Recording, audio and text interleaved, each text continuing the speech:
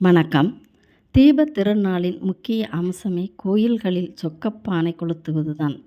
பூலோக கற்பக விருட்சம் என்று கூறப்படும் பனைமரத்தின் அடிமுதல் நுனி வரை ஒவ்வொரு பாகமும் மனித குலத்திற்கு பல நன்மைகளை தருகின்றன. நாம் எடுத்த மானிடப் பிறவி பனை போல் பிறருக்கு உதவுவதாக இருக்க வேண்டும் என்பதால் பனைமரத்தை தேர்ந்தெடுத்துள்ளார்கள். பனை ஓலை மட்டும் பசுமையாக இருந்தாலும் தீப்பற்றி கொள்ளும் தன்மை உடையது. ஜோதி ரூபத்தில் சொக்கநாதர் காட்சி தந்தால் சொக்கப்பனை எரியும் பொழுது அக்கினி லிங்கமாக வழிபடுவது வழக்கத்தில் உள்ளது. மன இருளை போக்கி மற்றவர்களுக்கு உதவ வேண்டும் என்பதுதான் இதன் தாத்பரியம்.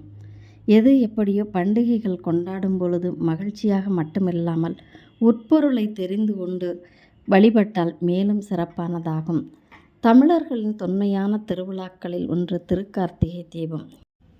பனை ஓலைகள் கூரை வேய, ஓலையின் அடி காம்புகள் நார் எடுக்க, நுங்கு, பனம்பழம், பனைமரத்தின் பாளையை வெட்டினால் பதநீர், பனை வெல்லம் இப்படி பனையின் அனைத்து பாகங்களும் நமக்கு பயன்படுவதால் இதை பூலோக கற்பக விருட்சம் என்று கூறுவார்கள்.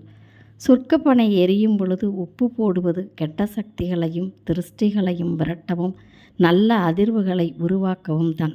திருஷ்டி கழிப்பதற்கு உப்பு ஒரு சிறந்ததாக கருதப்படுகிறது.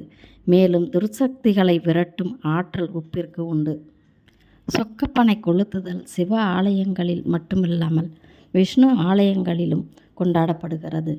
சிவ ஆலயங்களில் கார்த்திகை தீப திருவிழாவின் பொழுது தீபமேற்றி வழிபாடுகள் முடிந்தபின் நடைபெறும் நிகழ்வாகும்.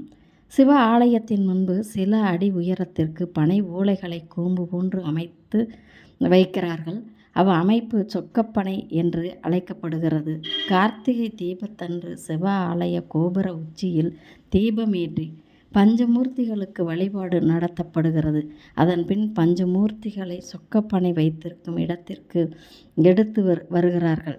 பின்னர் பஞ்சமூர்த்திகளுக்கு தீபாராதனை காட்டப்பெற்று அந்த தீபச் சுடரால் சொக்கப்பனை கொளுத்துகின்றார்கள். எரிகின்ற சொக்கப்பனை அக்கினி மய லிங்கமாக பக்தர்கள் வணங்குகிறார்கள். நன்றி, வணக்கம்.